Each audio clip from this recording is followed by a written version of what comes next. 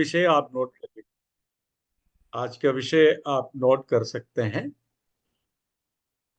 The roles and responsibilities of the son of God when he lived on earth as a man.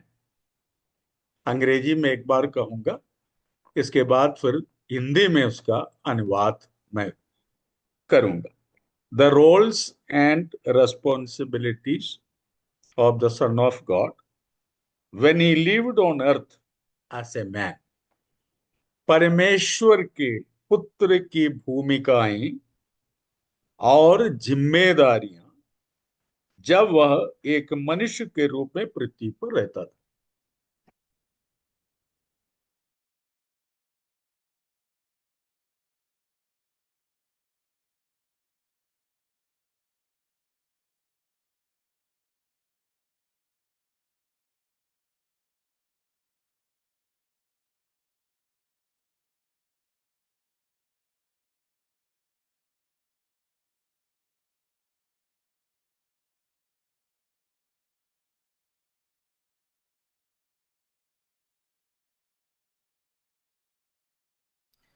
Praise the Lord. Hallelujah. Thank you, Jesus. Thank you, Jesus.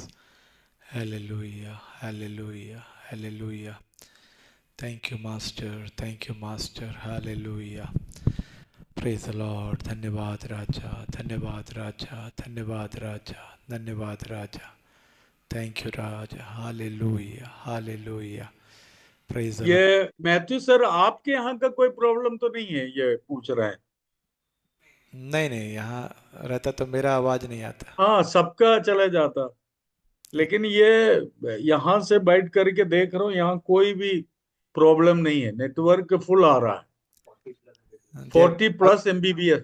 हाँ, अभी आ रहा है, आपका आवाज अच्छा आ रहा है। Praise the Lord. नहीं, वो बीच बीच में क्यों जा रहा है, ये समझ में नहीं आ रहा है। एक भाई बैठा हुआ है, जी जी। आ, तुरंत चले जाता है, फिर तुरंत आ जाता या सब दुआ है। करते रहे या। आप कितने लोग नोट किया है? कितने लोग नोट किया? क्या लिखा है? गनिष्ठा जरा पढ़ के बताएं। परमेश्वर के पुत्र की भूमिका और जिम्मेदारी जब वो पृथ्वी पर रहता।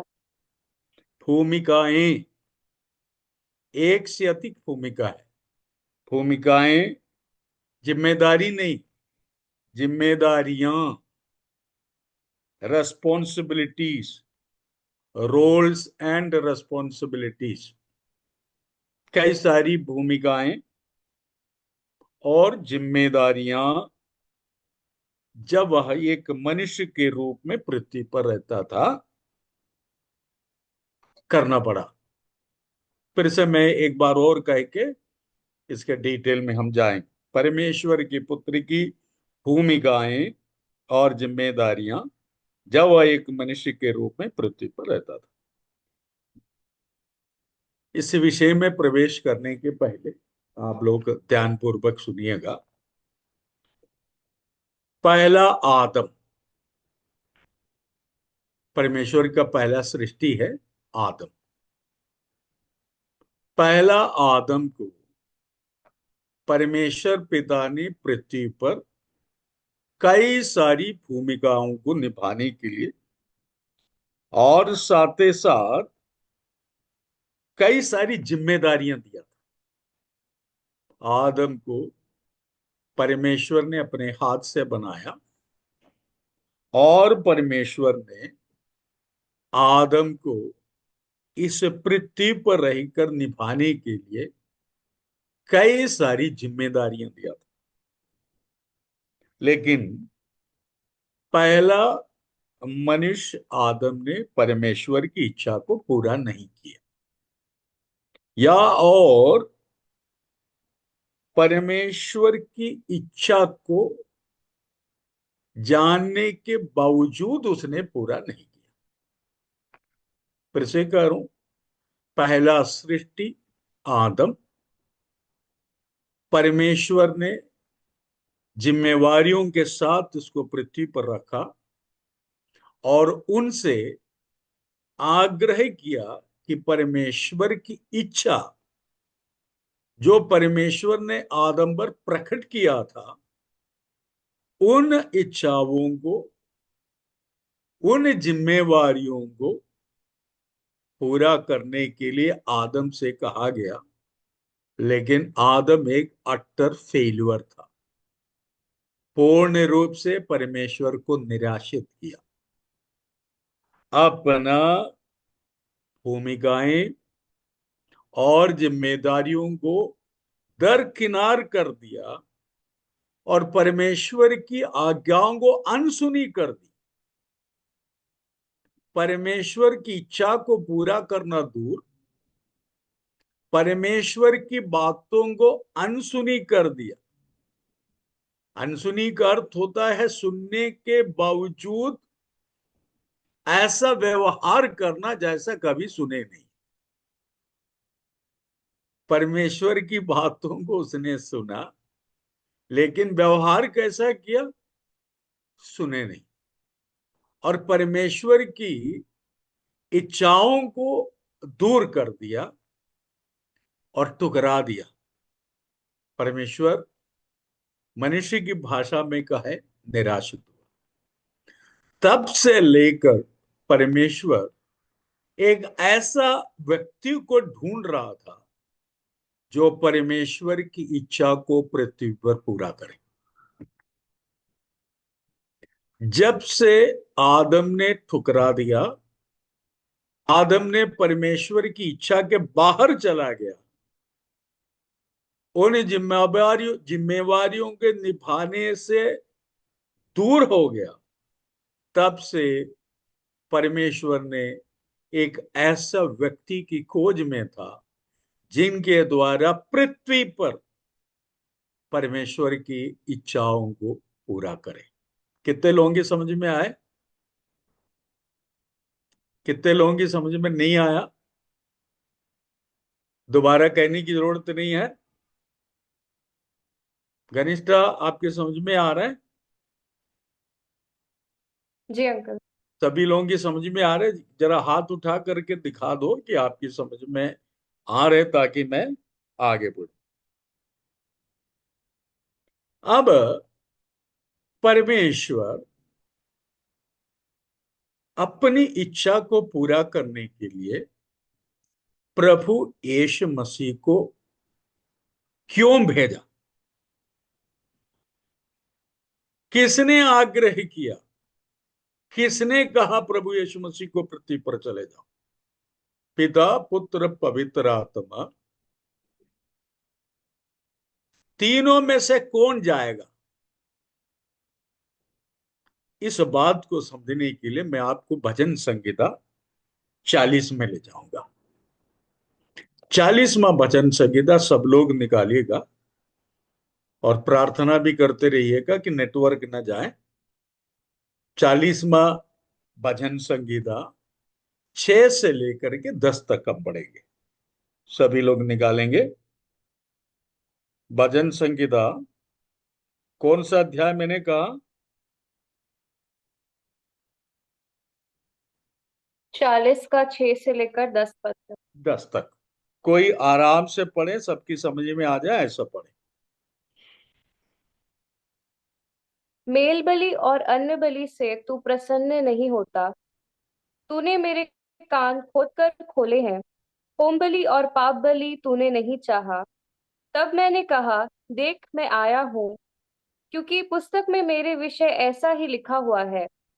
हे मेरे परमेश्वर, मैं तेरी इच्छा पूरी करने से प्रसन्न हूँ और तेरी व्यवस्था मेरे अंतःकरण में बसी है। मैंने बड़ी सभा में धर्म के शुभ समाचार का प्रचार किया है। देख, मैंने अपना मुंह बंद नहीं किया। हे यहोवा, तू इसे जानता है। मैंने तेरा धर्म मन ही में नहीं रखा। मैंने तेरी सच्चाई और तेरे किए हुए उद्धार की चर्चा की है। मैंने तेरी करुणा और सत्यता बड़ी सभा में गुप्त नहीं रखी। ये प्रभु यीशु मसीह के संबंधित भविष्यवाणी है। प्रभु यीशु मसीह और पिता के बीच का संवाद। या ऐसा कह सकते हैं प्रभु यीशु मसीह पिता से कह रहे हैं। छठवां पद में क्या लिखा है? प्रभु यीशु मसीह पिता से कह रहे हैं, मेल बलि और अन्य बलि से तू प्रसन्न नहीं होता।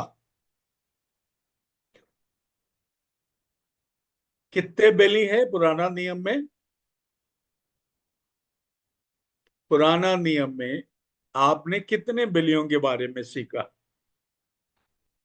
कोई कह सकते हैं? पुराना नियम में 5 बलि और 7 त्योहार। विश्रामपुर के कई लोग बैठे हैं, सीखने के बावजूद हाथ नहीं उठा रहे। आज रजनी आई नहीं है, और अंजेला भरदेंदु नहीं है, नेत्रावती नहीं है। ठीक है, कोई बात नहीं, कहीं गया होगा। पुराना नियम में 5 बलियों का जिक्र है। इसराइलियों को बलि प्रथा के अंदर परमेश्वर ने 5 बलियों को करने का आदेश दिया था। मेल बलि, अन्न बलि, होम बलि, पाप बलि। यहां पर 4 के बारे में लिखा हुआ है। प्रभु यीशु मसीह पिता परमेश्वर से कह रहे हैं कि इन बलियों से आप प्रसन्न नहीं होता। इन बलियों से आप प्रसन्न नहीं होता। इसके बाद में लिखा है, तूने मेरे कान खोदकर खोले हैं। होम बलि और पाप बलि तूने नहीं चाहा। इसको मैं संक्षिप्त में आपकी जानकारी के लिए जल्दी बता देता हूं।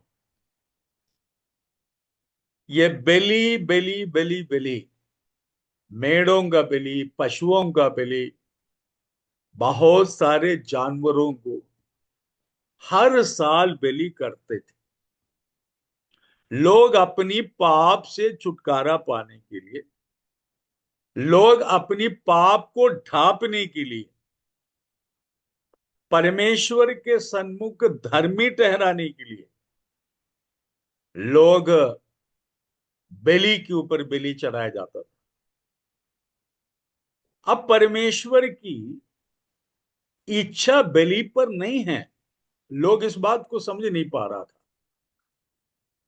लोग मन फिराएं, पवित्रताई के साथ जीवन बिताएं, परमेश्वर पिता की आवाज को सुने, परमेश्वर पिता की इच्छा को जाने और परमेश्वर पिता की इच्छा के अनुसार जीवन बिताएं।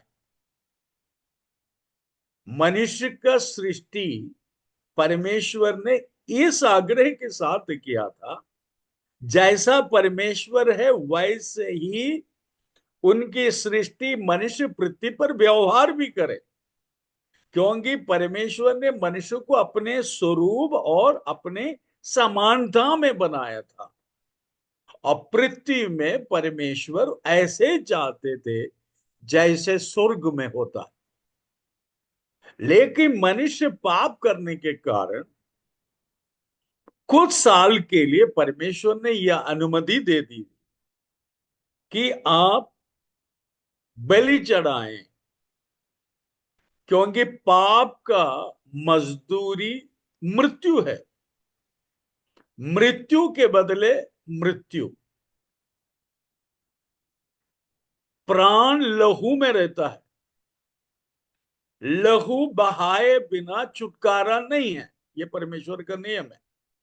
लहू बहाए बिना छुटकारा मनुष्य प्राप्त नहीं कर सकता।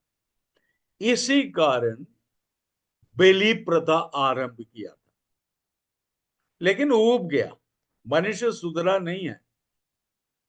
ऐसे समय पर परमेश्वर के सन्मुख पुत्र अपने आप को समर्पित कर दे रहे हैं। पुत्र ने कहा, मैं जाऊंगा, मैं जाऊंगा और आपकी इच्छा को पूरी करूंगा। I will go and accomplish your will. आपकी इच्छा पृथ्वी पर मैं पूरी करने के लिए जा रहा हूं। इसलिए प्रभु यीशु मसीह अपने आप को आपको समझाने के लिए कहूं, महिमा को छोड़कर, उस समानता को छोड़कर मनुष्य बनकर अपने आप को इतना छोटा किया, इतना छोटा किया, एक दास का रूप लिया, एक दास बन गया। और प्रभु यीशु मसीह पिता से कह रहे हैं, मेरे कान खोद कर खोले हैं आप। इसका अर्थ क्या है, इसको समझना बहुत जरूरी है। यहां पर लिखा है, तूने मेरे कान खोद कर खोले हैं। किसी की एक बार में किसी की समझ में आएगा नहीं। तो प्रभु यीशु मसीह के दासत्व को समझने के लिए ध्यान से सुनिएगा, प्रभु यीशु मसीह की दासत्व को समझने के लिए दास कौन है और उसका मालिक उनके साथ क्या व्यवहार करता है, ये भी हम परमेश्वर के वचन से देख लेते हैं। इसके बाद हम आगे बढ़ेंगे, निकालेंगे निर्गमन 21 अध्याय 1 से लेकर के 6 तक। निर्गमन कौन सा अध्याय? 21 अध्याय। हाँ, 1 से लेकर के 6 तक पढ़ेंगे। इधर सुन लीजिए, पढ़ने के पहले मैं आपको बता देता हूं।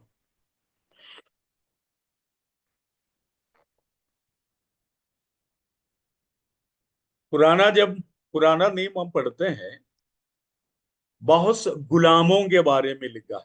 गुलाम, जिसको दास लिखा गया है। परमेश्वर के वचन में जब हम ध्यान पूर्वक पढ़ेंगे और उसकी गहराई तक जानेंगे, तो आपको पता चलेगा दासों की बिक्री होती थी उस समय पर। बाजार में बेचने के लिए गुलामों को ले जा करके खड़ा कर देते थे। गुलाम को, यानी दासों को बेचने के लिए बाजार में जैसे सब्जी भाजी अन्य सामान बेचते, वैसे बेचने के लिए खड़ा करते थे। उसके कपड़े उतार देते थे, एक छोटी सी कपड़े को उसकी कमर पर बांध लेते थे और उनको खड़ा कर देते थे। उसके गले गले पर प्राइस टैग टांग देते थे, मतलब उसकी कीमत लिख करके उसके गले में टांग देते थे। एक सबसे कमजोर दास का, गुलाम का कीमत था 30 सिक्के। 30 सिक्के, सबसे कमजोर। लोग आकर उसको खरीद कर लेके जाते थे, अपने घर में लेकर के जाते थे। ये गुलाम को पैसा देकर खरीद कर अपने घर में ले जाकर गुलाम से काम कराते थे। परमेश्वर की वचन के अनुसार, व्यवस्था के अनुसार 6 साल तक एक गुलाम अपने मालिक के घर में काम करेंगे। 7वां साल उसको छोड़ देंगे, उसको फ्री कर देंगे। बाजार से पैसा देकर खरीद कर जो गुलाम को घर ले आया, 6 साल तक उससे काम कराया, 7वां साल उनको फ्री कर देते हैं। उसको कहते हैं फ्रीड स्लेव, यानी स्लेव को छोड़ देते थे।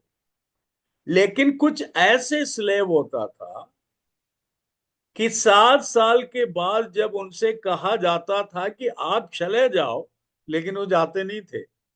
वो कहता है, मैं आपके साथ रहना पसंद करता हूं और मैं जिंदगी भर आपकी गुलामी करूंगा।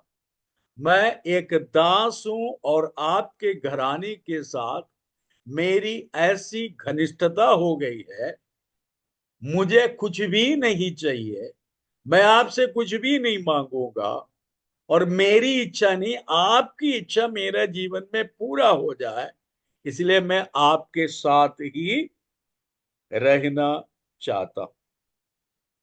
अब ये बात सुनने के बाद में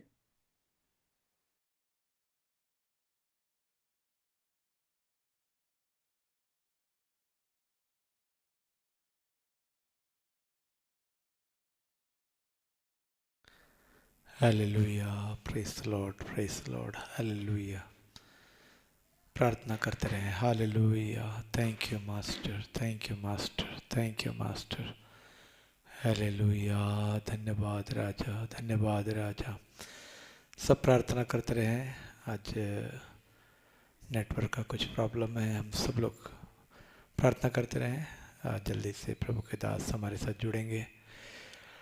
हालेलुया, धन्यवाद राजा, धन्यवाद राजा, धन्यवाद राजा, धन्यवाद राजा। ये फिर आ गया, फिर चला गया था, फिर आ गया।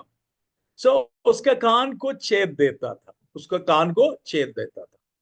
जिस गुलाम का कान छेद लिया, सेवादार की कान को छेद लिया, वो जिंदगी भर उनके साथ रहेंगे, वो छोड़कर जा नहीं सकता था।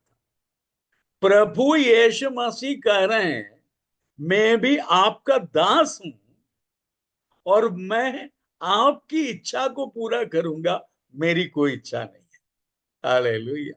तो प्रभु यीशु मसीह, आप पढ़िएगा इसको।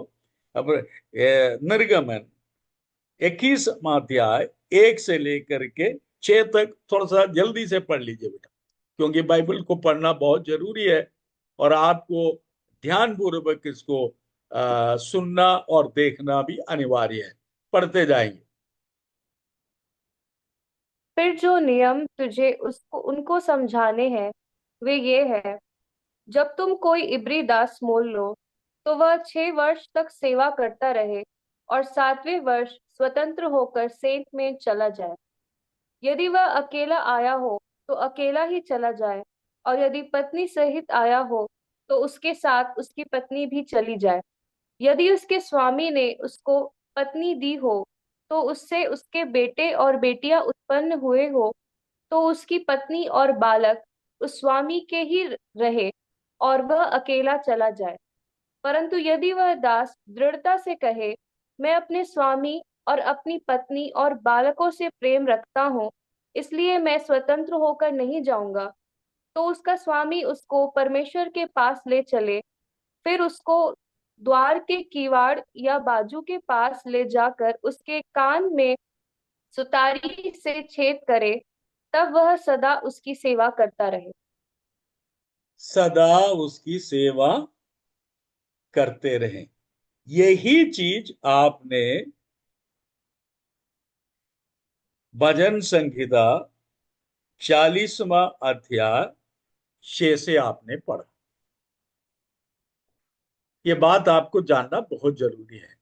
सभी लोग बोलते हैं प्रभु यीशु मसीह सेवा करने के लिए आए। सो इसका तात्पर्य यही है, पुराना नियम की प्रथा के अनुसार एक गुलाम 7वां साल में आजाद होकर जा सकता है, स्वतंत्र होकर जा सकता है, लेकिन मालिक के साथ उसकी आत्मीयता बढ़ गई, उसके संबंध इतना घनिष्ठ हो गया है, वो कभी भी अपने मालिक को छोड़कर नहीं जाना चाहता है।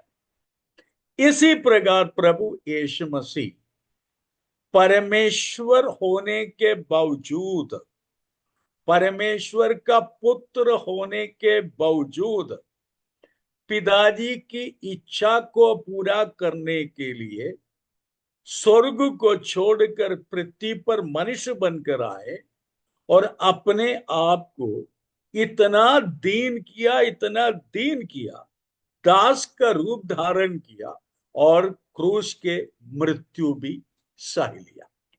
मतलब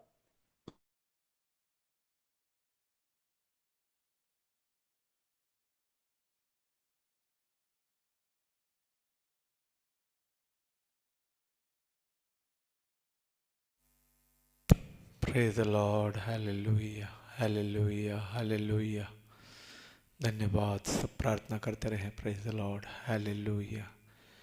Thank you Jesus. Thank you Jesus. Thank you Jesus.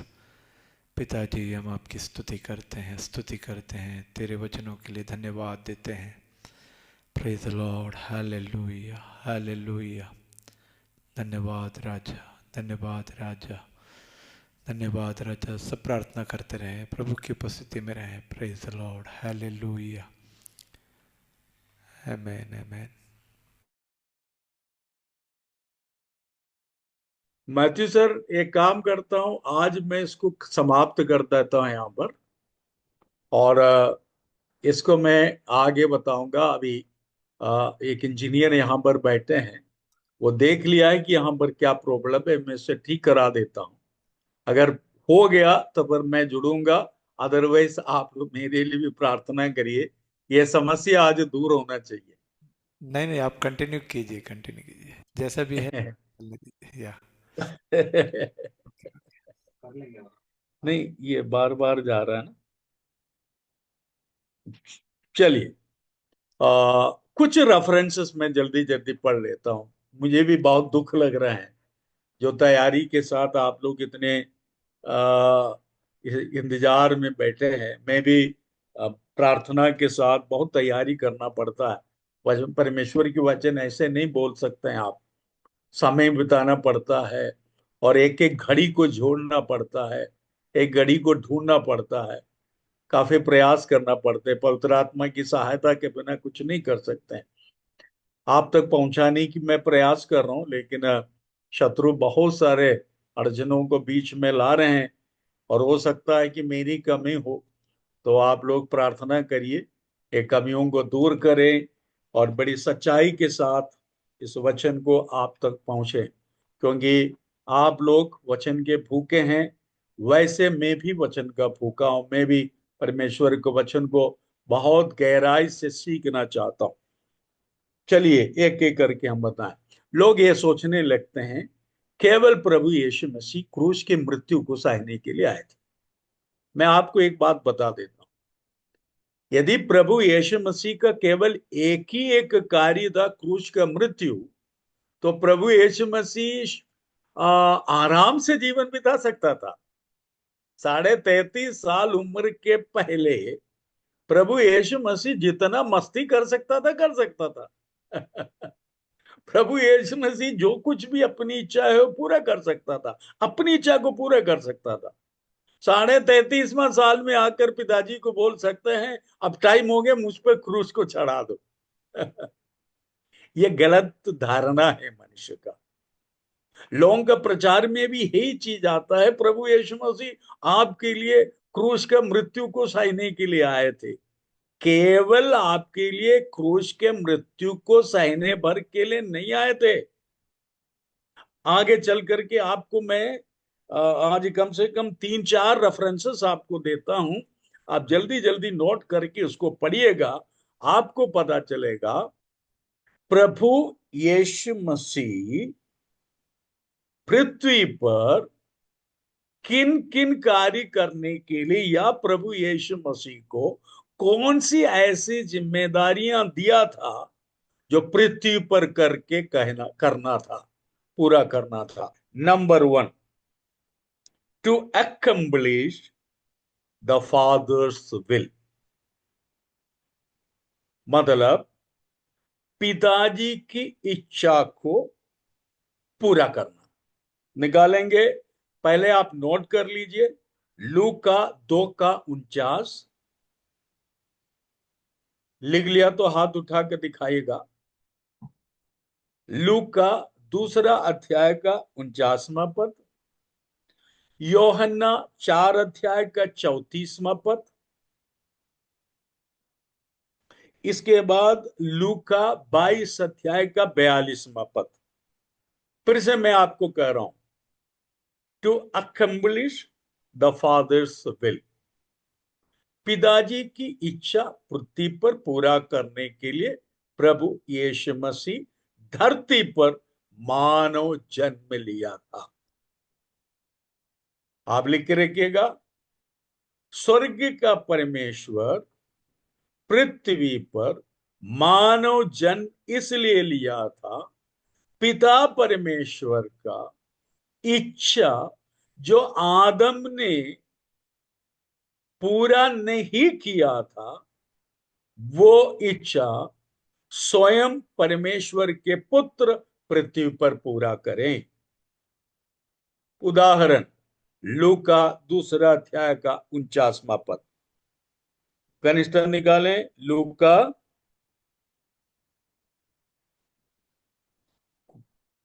दूसरा अध्याय 49वां पद पढ़ें। उसने उनसे कहा, तुम मुझे क्यों ढूंढते थे? क्या नहीं जानते थे कि मुझे अपने पिता के भवन में होना अवश्य है? उसने उनसे कहा, किसने किससे कहा? प्रभु यीशु मसीह ने अपनी माता पिता से कहा। नोट करके रखिएगा, प्रभु यीशु मसीह ने अपने संसारिक माता पिता से कहा। क्या कहा? तुम मुझे क्यों ढूंढते हो? क्या नहीं जानते थे कि मुझे अपने पिता के भवन में होना अवश्य है? आप उसको थोड़ा सा और पीछे से पढ़ेंगे तो आपको डिटेल में आ जाएंगे। 42वां पद, 42वां पद। सभी लोग बाइबल को अपने हाथ में उठा कर रखिएगा, बाइबल को अपने हाथ में उठा कर रखिएगा, और जिस वचन को पढ़ने के लिए मैं कह रहा हूं उसको आंख गड़ा कर आप रखिए और पढ़ते जाइएगा। 42 में पढ़ रहा हूं आपके लिए। जब वह 12 वर्ष का हुआ तो वह प्रभु की रीति के अनुसार यरूशलेम को गया।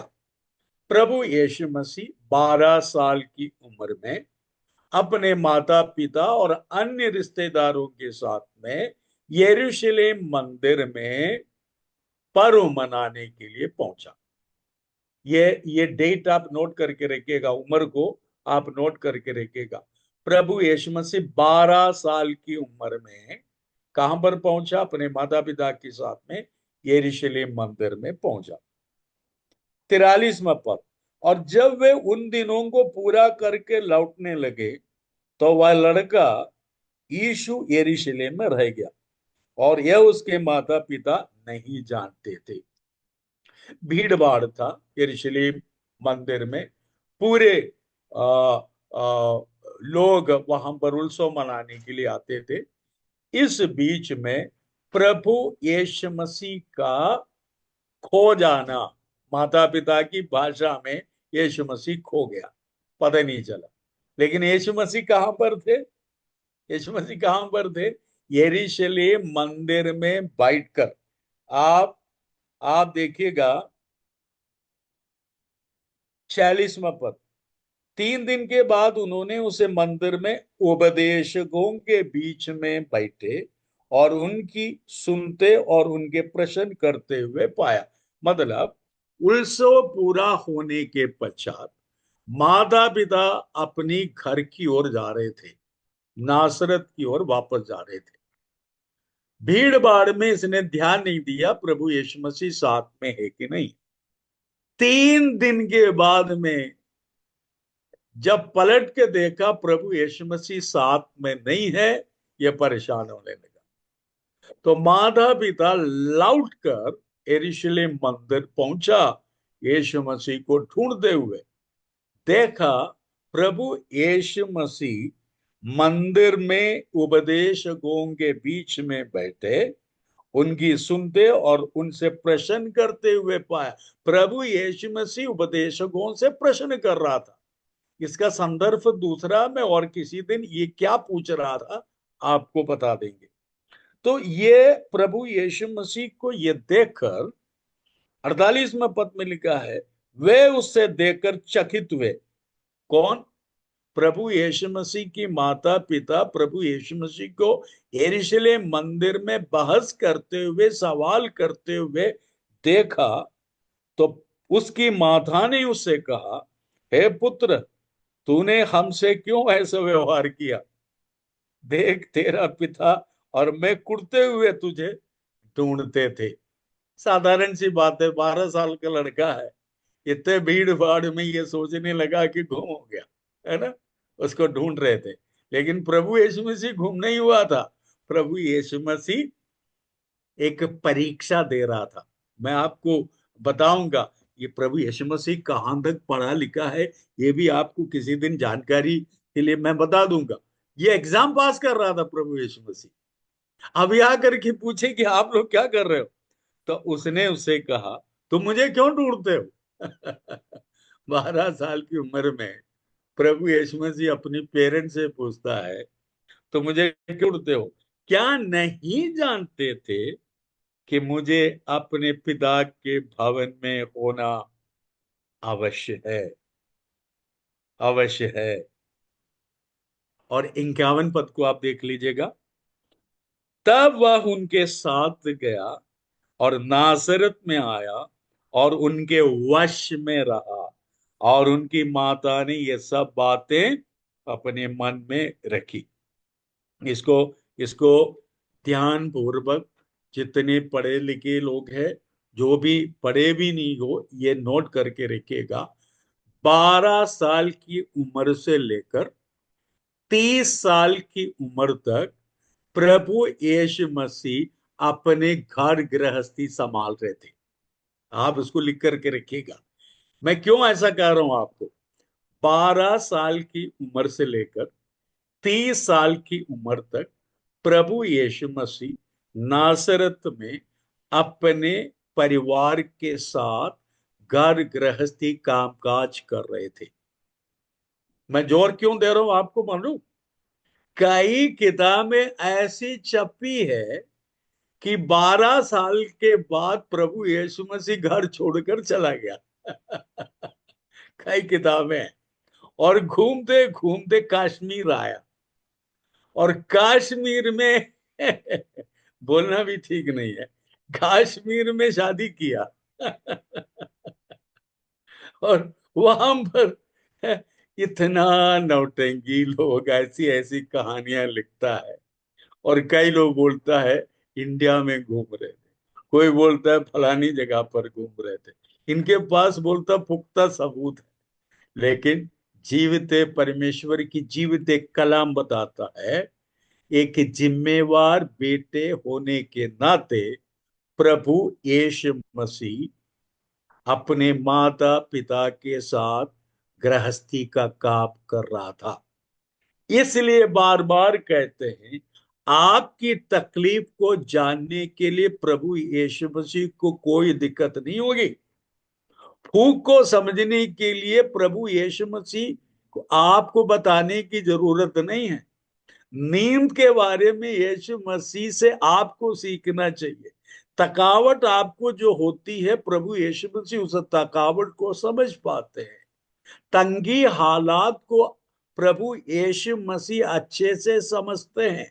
गरीबी क्या है प्रभु यीशु मसीह अच्छे से जानते हैं।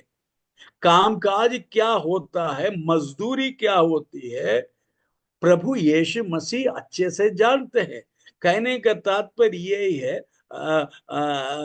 कोई भी व्यक्ति रंजीत करे, अगर प्रभु यीशु मसीह से कहे, मैं ऑटो चला चला करके थक जाता हूँ, रात को 12 बजे मैं घर आ जाता हूँ, घर मुझे 500 नहीं मिला, तो मैं रेशन से कहां खरीदूंगा? प्रभु यीशु मसीह कहेंगे, तुमसे पहले मैं भी यही करते थे पृथ्वी पर। मैं एक डब्बा लेकर निकलते थे, और कुर्सी और टेबल और दरवाजे का कुंडी सब बनाता था। प्रभु यीशु मसीह काम काज करते थे। तो 12 साल से लेकर 30 साल की उम्र तक प्रभु यीशु मसीह घनिष्ठता से पूछेंगे, कहां थे? उत्तर देंगे, आपको कुछ नहीं पता, हमको पता है। हमारा वचन बताता है, प्रभु यीशु मसीह एक जिम्मेदार बेटे होने के नाते अपने माता पिता के साथ में रहते थे। कश्मीर की बात तुम अपने पास रखे रहना, हैदराबाद की बात तुम अपने पास रखे रहना। हालेलुया।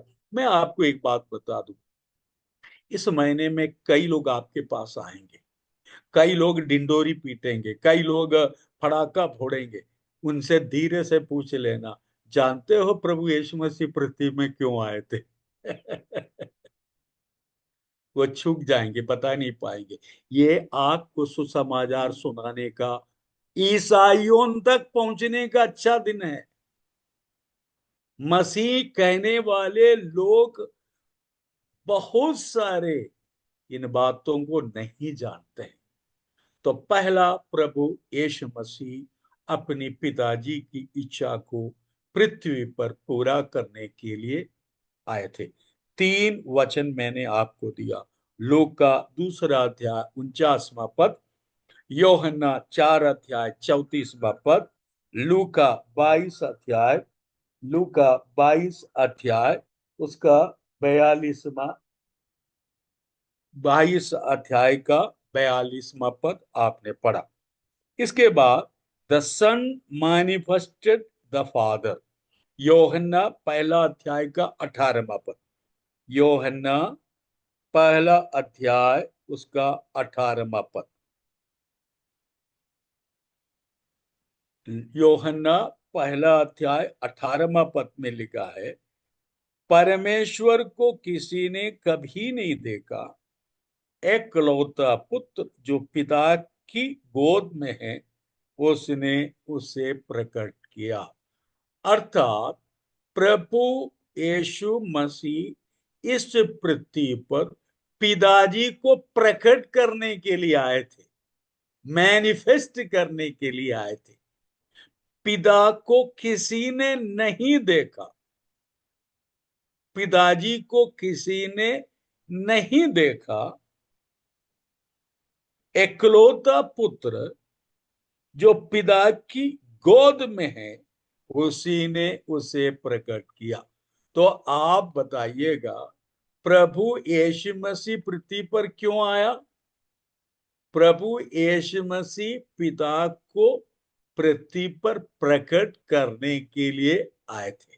मेरे साथ बोलिए, दूसरा उद्देश्य, प्रभु यीशु मसीह पिता को प्रकट करने के लिए पृथ्वी में आए थे। इसलिए आपको मालूम है, चेले ने पूछा पिताजी को दिखा दो एक बार, हम पिता को देखने चाहते हैं। उत्तर दिया, अभी तक तुम्हारी समझ में आया नहीं? जो मुझे देख लिया उसने पिता को देख लिया, और पिता और मैं एक हूं। पिता को प्रकट करने के लिए आया, मुझे तो देख लिया, पिता को देख लिया। So Jesus Christ came to this world to manifest father, पिता को प्रकट करने के लिए प्रभु यीशु मसीह पृथ्वी पर आए थे। वचन आपको बताया मैंने, यूहन्ना 1 अध्याय का 18वां पद। अब तीसरी बात को आप लिखिएगा, तीसरे वचन को आप लिखेंगे, यूहन्ना 1 अध्याय का 29वां पद, यूहन्ना 1 अध्याय का 29वां पद, 29, चैप्टर 1 वर्स 29, चैप्टर 1 वर्स 29 क्या लिखा है? दूसरे दिन उसने यीशु को अपनी ओर आते देखकर कहा। किसने? यूहन्ना बपतिस्मा वाले ने प्रभु यीशु मसीह को अपनी ओर आते देखकर कहा, देखो यह परमेश्वर का मेमना है जो जगत के पाप उठा ले जाता है। अर्थात प्रभु यीशु मसीह, हाँ, मेरे पाप को उठा ले जाने के लिए पृथ्वी पर आए थे। हालेलुया, प्रभु को धन्यवाद दीजिएगा। तात्पर्य, प्रभु यीशु मसीह मेमना बनकर आए थे मेरे और आपके पाप को अपने कांधे पर उठाने के लिए। प्रभु यीशु मसीह कहा है, the son of God carried away our sins. प्रभु यीशु मसीह हमारे और आपके पाप को उठाने के लिए और पाप की बोझ से हमें बचाने के लिए पाप से छुटकारा देने के लिए आए थे। हालेलुया। हाथ उठाकर धन्यवाद दो। प्रभु यीशु मसीह इसे पृथ्वी पर परमेश्वर पिता की इच्छा को पूरा करने के लिए आए थे, जो आदम नहीं कर पाए थे। प्रभु यीशु मसीह पिताजी को पृथ्वी पर प्रकट करने के लिए आए थे, जो आदम नहीं कर पाए थे। प्रभु यीशु मसीह मेरे और आपके पाप को उठा ले जाने के लिए मनुष्य बनकर इस पृथ्वी पर आए। इतनी बात बोलकर मैं आज समाप्त करना चाहूंगा। प्रभु को धन्यवाद देना शुरू करिए। आप थोड़ी देर बैठकर प्रार्थना करिए। आज मैं भी थोड़ा सा निराशित इसलिए हुआ, जो बात आप तक पहुंचाने के लिए जो प्रयास कर रहा था वो पूरा नहीं हो पा रहा है। प्रभु को बहुत बहुत धन्यवाद दीजिए हमारे लिए, इस सिस्टम के लिए। आप लोग थोड़ी देर प्रार्थना करिए। इसके बाद प्रभु चाहे तो अगले मंगलवार को मैं इसी विषय को आगे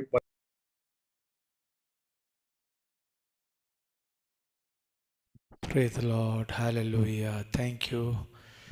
Praise the Lord. Praise the Lord.